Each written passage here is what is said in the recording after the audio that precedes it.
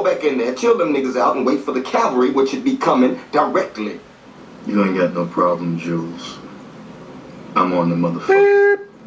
Go back in there and chill them niggas out, and wait for the wolf, who should be coming directly.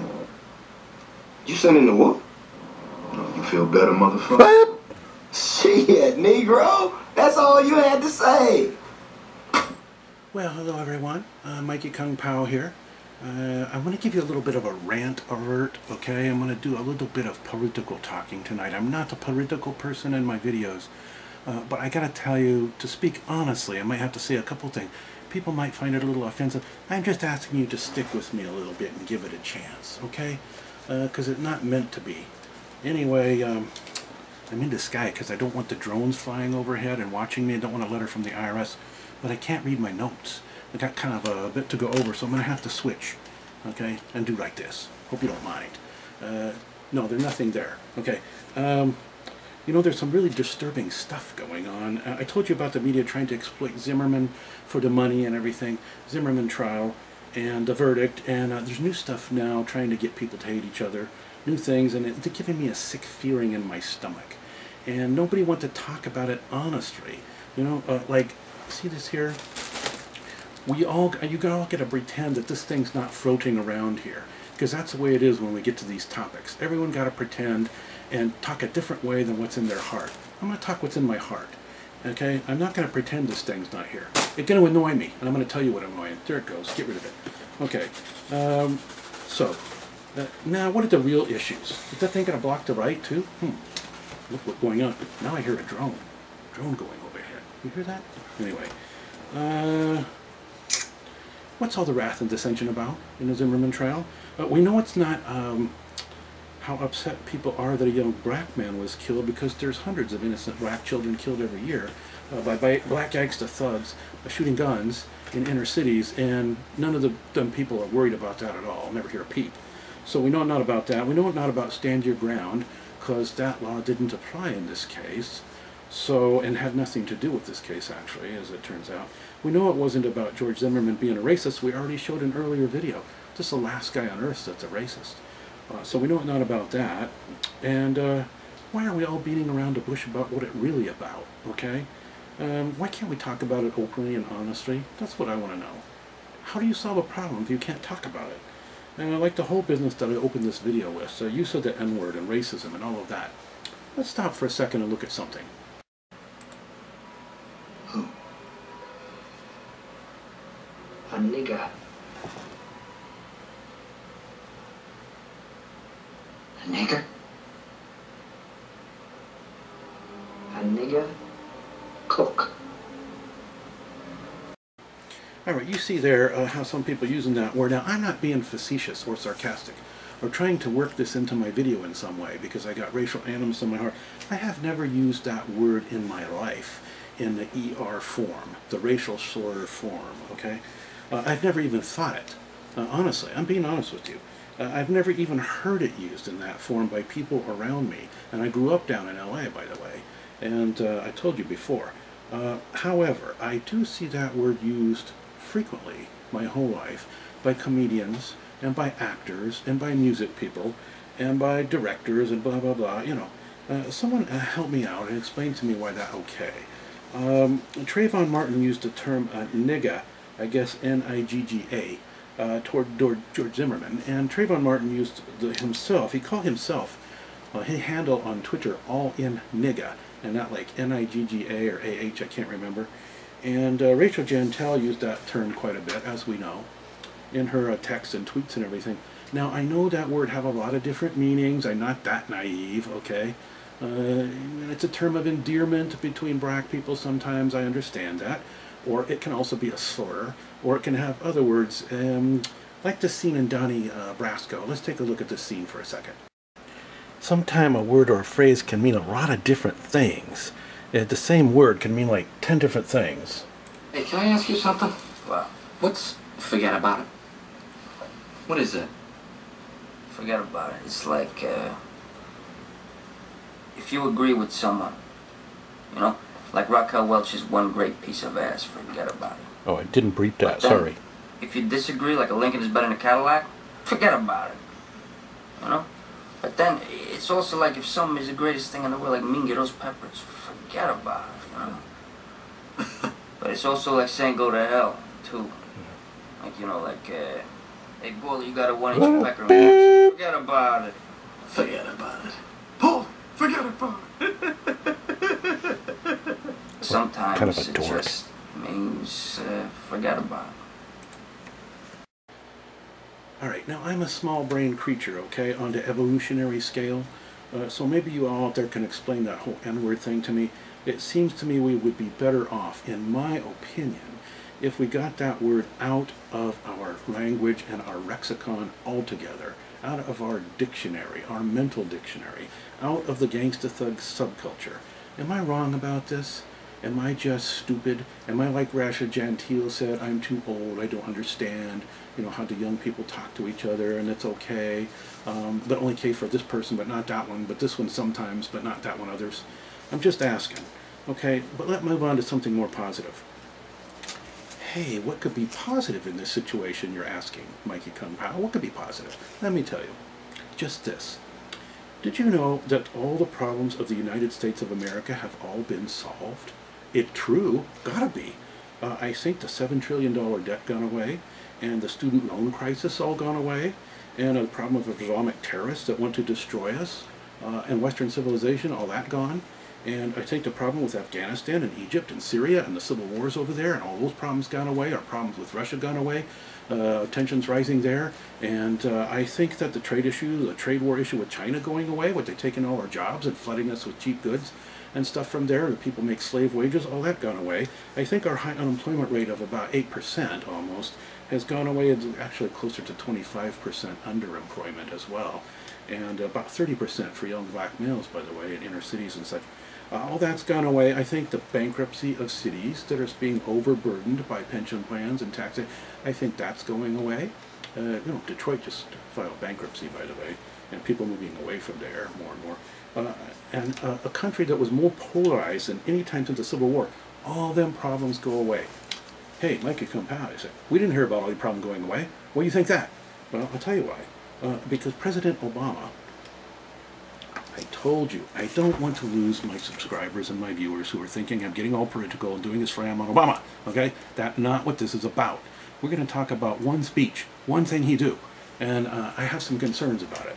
So the reason I think all the problems go away is because President Obama decided the most important thing to talk about the other day was the injustices of the Zimmerman trial and the verdict. And this was one tragic death, of course, but it's one death in thousands that happens every year. And I'm just wondering why the entire wheels of the United States government and the justice system and Obama's White House have ground to a halt to address this single trial and verdict in Florida after a full investigation and an FBI investigation and a full trial. Where the judge couldn't have been more one-sided against the defendant, and where they had the full force and money and resources of the U.S. government to prosecute this thing. Why is this so such an obsession now, all of a sudden? All right. Well, let's take a look at the speech for a minute, and we'll have a couple comment on it. You know, when Trayvon Martin was first shot, I said that this could have been my son.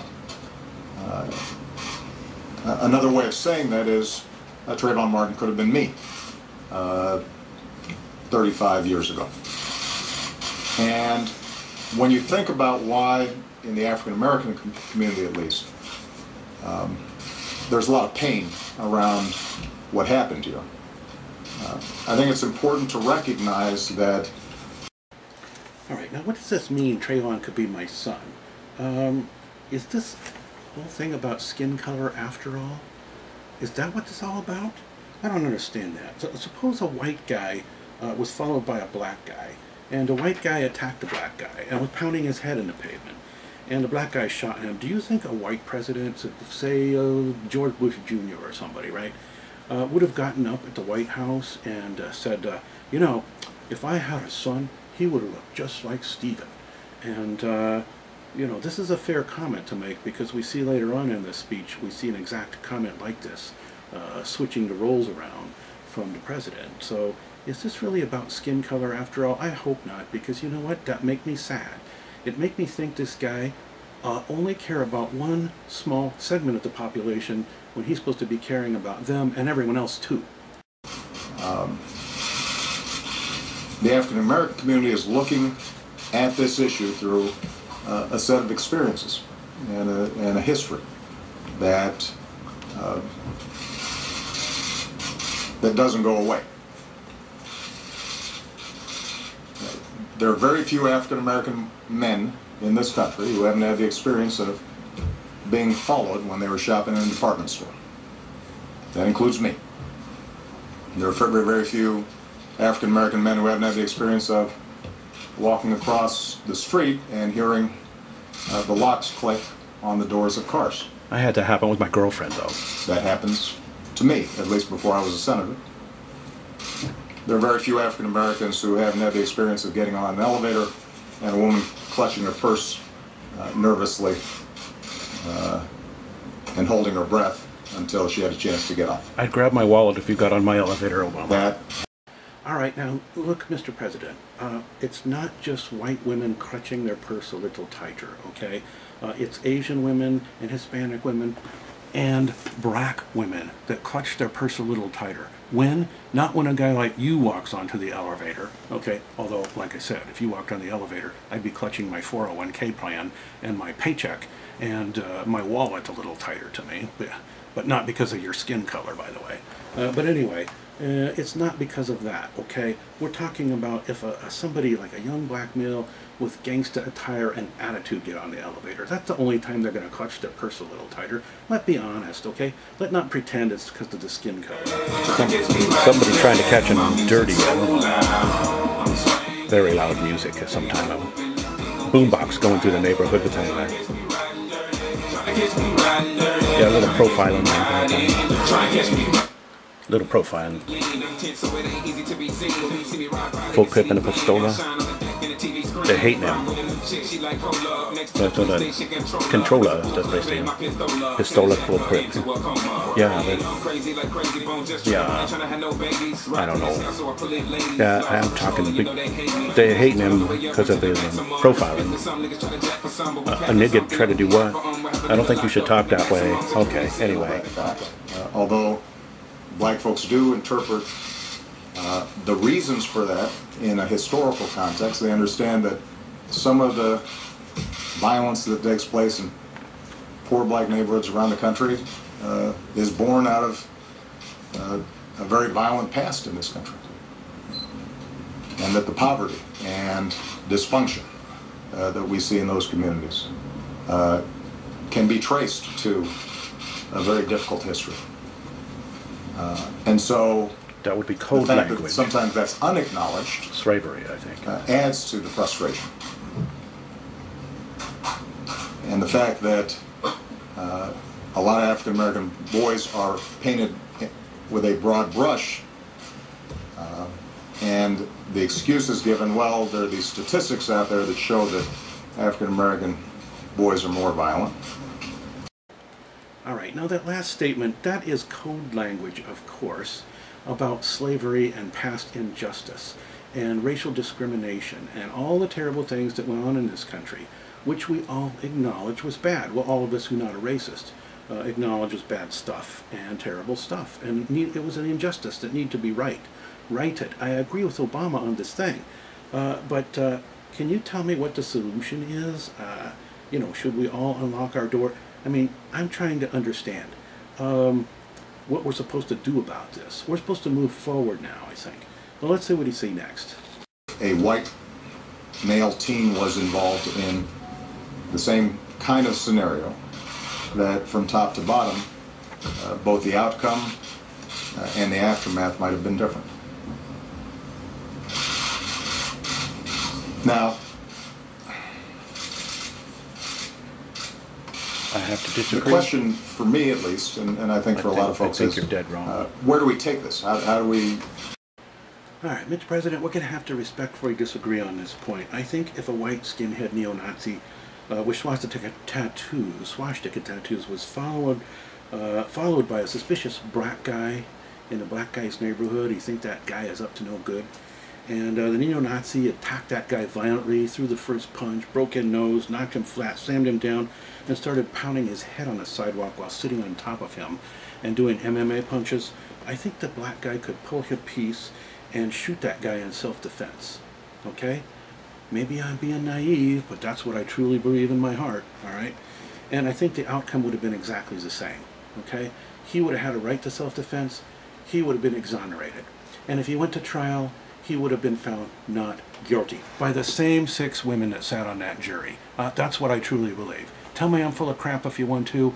If you do, then I think you've really got some racial glasses on, and I think you ought to take them off and become colorblind, all right, like some of the rest of us are.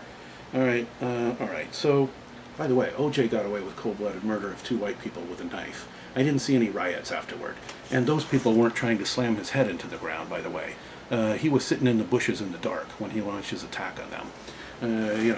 So everybody accepted, they accepted the outcome. They might not have liked it. They might have thought it was unjust, but there were no riots in the streets. Anyway, let's move on. The kind of mistrust in the system that sometimes currently exists. When I was in Illinois, I passed racial profiling legislation, and it actually did just 2 simple things. One, it collected data on traffic stops and the race of the person who was stopped. But the other thing was it resourced us training police departments across the state on how to think about potential. All right, I think this profiling issue is really the elephant, or this red balloon that I'm trying to ignore that's in the room. And I think that's what really this whole business is all about, why everybody's all worked up. And of course, WWB and DWB should not be a crime and should not be profiled. I agree with Mr. President on this. I do.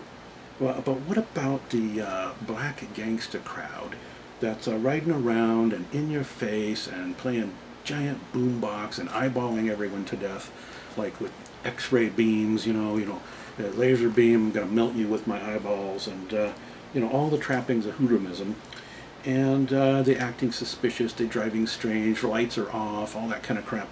Do you think there's a chance that a little old lady like driving around in a Toyota Prius might be a little less likely to have hit the 7-Eleven down the street than the 4 guys being black gangsters in a black gangster car? I'm just wondering if we can have an honest discussion, or do we have to pretend this red balloon is not here in the room with me, okay? And for those who resist that idea that we should think about something like these stand your ground laws, I just ask people to consider, if Trayvon Martin was of age and armed, could he have stood his ground on that sidewalk? And do we actually think that he would have been justified in shooting Mr. Zimmerman, who had followed him in a car, because he felt threatened? And if the answer to that question is at least ambiguous, then it seems to me that we might want to examine those kinds of laws. All right, Mr. President, I got to tell you that last part was especially disturbing to me, and I'm going to tell you why. Because it has no connection whatsoever, what you just said, to any of the facts in the case or to the truth. And I find that really, really disturbing, that you would continue to perpetuate this lie on the American public the way MSNBC and all those guys have. Okay, this was not a case of stand your ground. Zimmerman was not standing his ground when he fired that bullet. He was flat on his back with a guy on top of him that was taller, stronger, more muscular, trained athlete, trained in MMA, pounding his head on the sidewalk. He had no way to retreat. There was no stand your ground here. And so to make it and characterize it that way just shows that either you have no idea what went on in the case, which I suspect you don't. I doubt you watched any of the testimony or evidence. You're just buying into whatever you saw on CNN or someplace. Either that, or you got an agenda and you're being intentionally misleading. I hope it's the former and not the latter. Anyway, he pulled his piece and he did what he had to do. He had no other outs. What was the other option? He was weaker. than Trayvon. He was going to be pounded to a bloody pulp or be killed. Those were the two things. And if Trayvon found his gun, and if Trayvon was pissed off and enraged at him, which we know he was, there's every possibility he could have used Zimmerman's gun on Zimmerman, just like cops are always terrified someone's going to use their own gun on them, right? And so I don't know if Zimmerman's story was true or not about Trayvon reaching for the gun. Maybe that was crap. Maybe it was a perception. Maybe he said that to try to justify himself more. I don't know. None of that matter, though.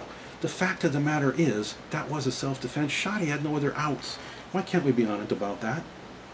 All right, let's go. And so, you know, we have to be vigilant, and we have to work on these issues, and those of us in authority should be doing everything we can to encourage the better angels of our nature, as opposed to using these episodes to heighten divisions.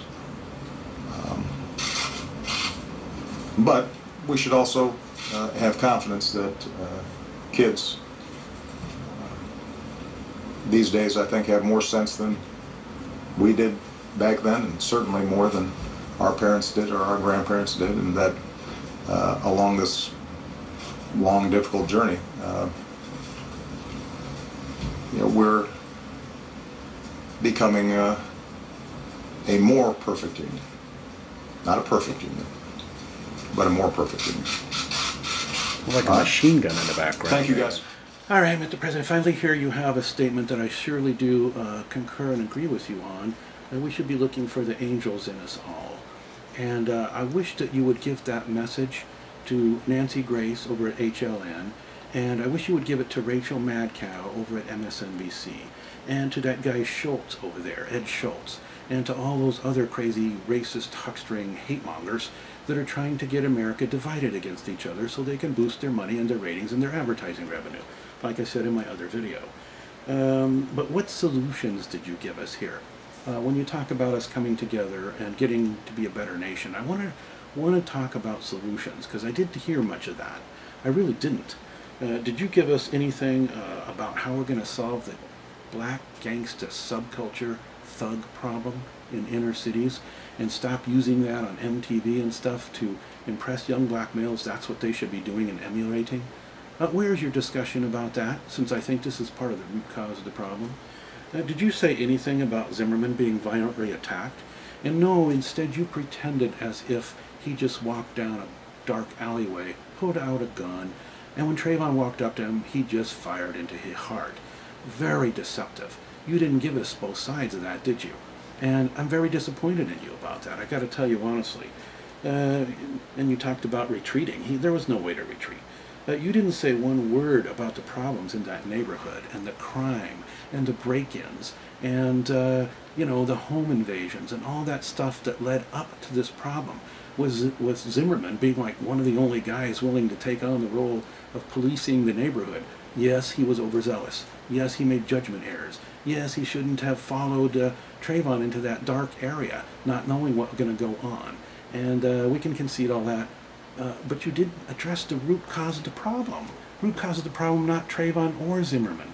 It's that crime wave. It's that black gang thug subculture. Okay, those are some of the root causes. You didn't talk about them at all, and I'm disappointed. You know, what are we supposed to do? Throw our door wide open with a sign that comes say, "Take everything I have." And by the way, I'll give my guns up too.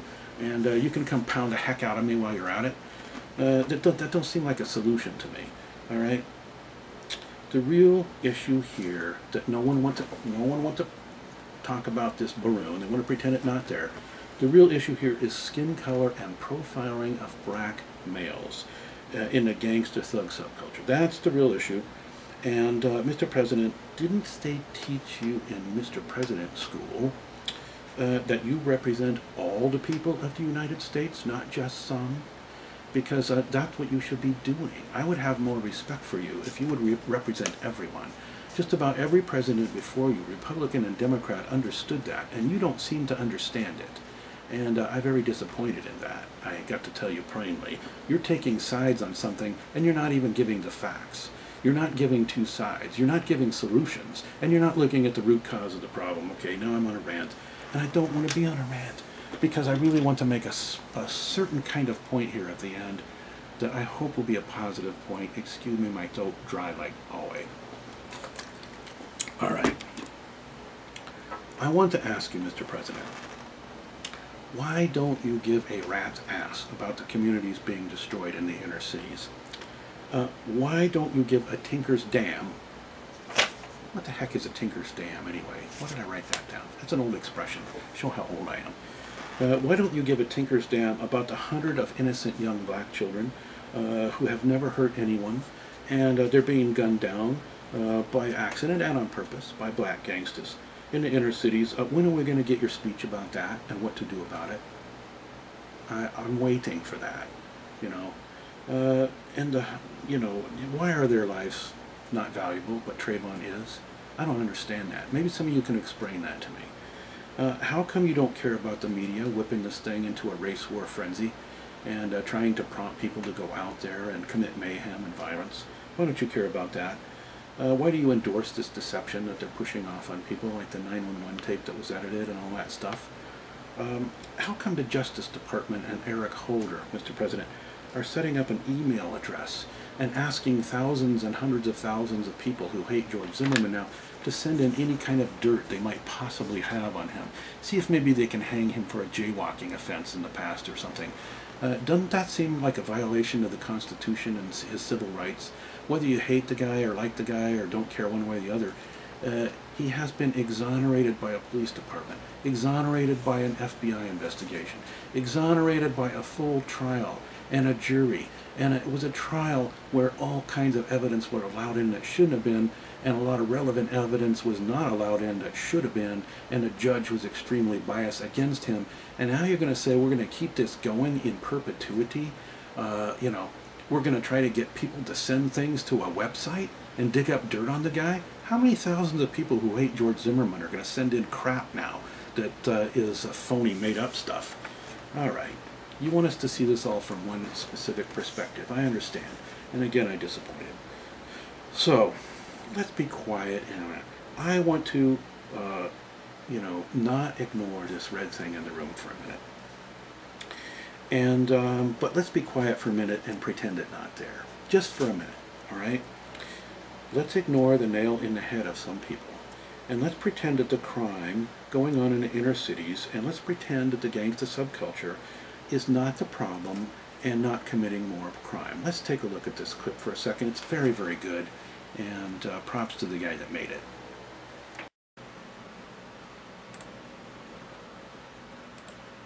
It's just, there's all this pressure, you know?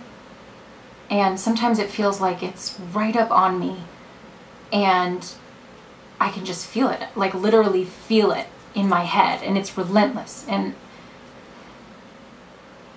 I don't know if it's going to stop. I mean, that's the thing that scares me the most, is that I don't know if it's ever going to stop.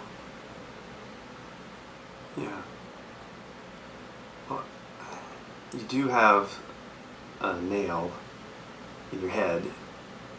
It is not about the nail.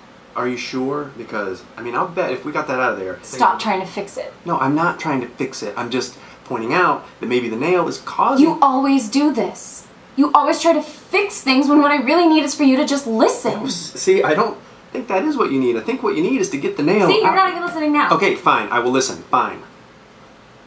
It's just... Sometimes it's like... There's this achy...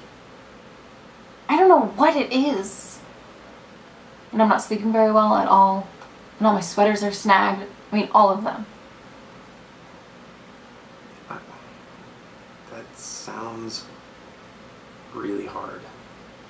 It is. Thank you. Ow! Oh, come on. If you would just... Don't...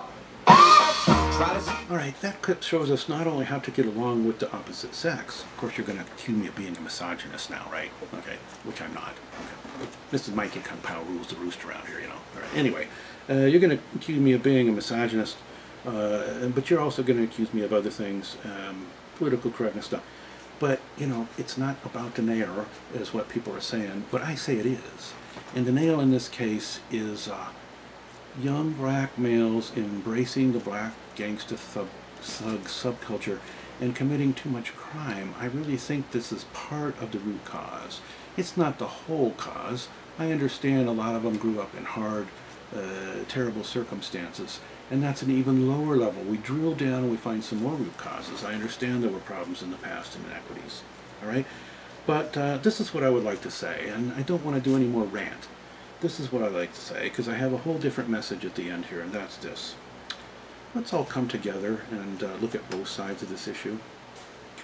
You know, let's sit down at a table, you politicians, and you media people, stop your hate mongering, and you know, communities and other people and leaders, let's sit down and talk logically and rationally and respectfully.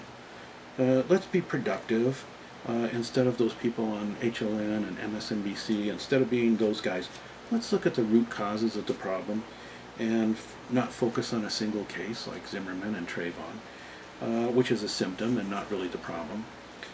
Let's stop being hateful to each other, you know, so that people like me can drive through Oakland and LA and other places like that and not be terrified of being killed.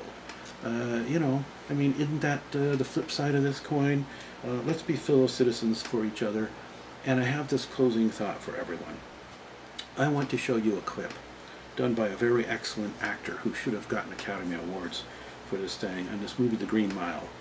And he gave a better performance than Tom Hanks, by the way, in that movie, and so he should have gotten the credit. This guy's words reflect how I feel in my own heart sometimes, and they certainly reflect how I feel in my own heart today. And they reflect the real reason I'm making this video. You may think it was a rant about Obama, but it's not that at all, because this clip is going to show you the real reason I did this, okay? It is me speaking my heart, if I could, the way this guy did. And before you watch this ending, of course, don't go with no sociopath. And then here's the ending clip for this video. That's my job. You tell God the Father it was a kindness you done. I know you're hurting and worried. I can feel it on you. But you ought to quit on it now. I want it to be over and done with. I do.